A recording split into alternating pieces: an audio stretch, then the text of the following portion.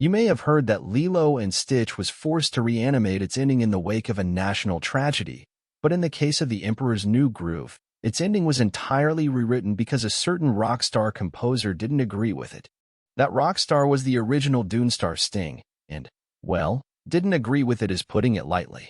In response, Sting wrote a vehement letter touting his activism and raging over the fact that the film's story was seemingly going against everything that he ever stood for as an icon and a musician.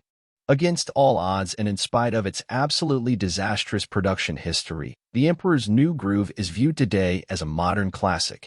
For that, we genuinely have Sting to thank, as the original ending would have made it much more difficult to enjoy in retrospect. We all know the story, but it's appropriately bonkers, so it wouldn't hurt to recap. As The Emperor's New Groove is one of a few big-budget animated spectacles to achieve the same anarchic splendor that Chuck Jones established with the Looney Tunes so many decades prior.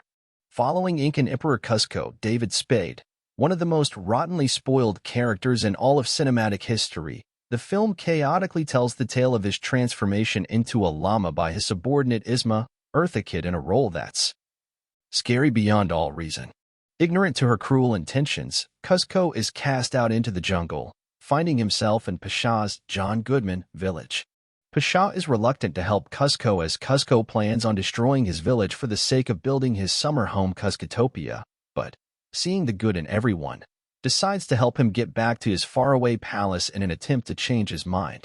The Emperor's New Groove had a tortuous production cycle. It's not just the ending of The Emperor's New Groove that proved different to the original storyline. As covered in this Collider retrospective, it was almost an entirely different movie.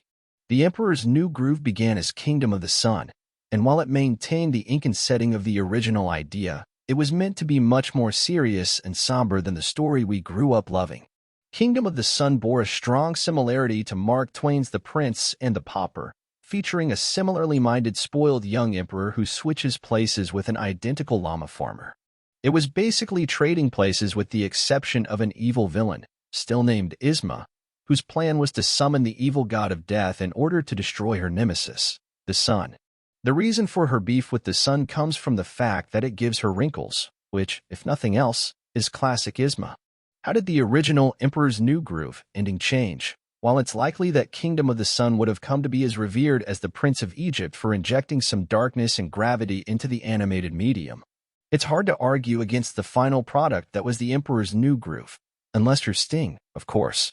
While Kingdom of the Sun was eventually scrapped, likely as a result of the box office underperformance of some of Disney's more serious animated fare, Sting was kept on as a composer, completing several songs that finally made their way into the finished version. There was just one problem. The original ending for The Emperor's New Groove saw Cusco certainly learning from the mistakes of his cruelty, even if he still built Cuscatopia. Instead of bulldozing Pasha's village, however, the original script saw him eviscerating the neighboring rainforest.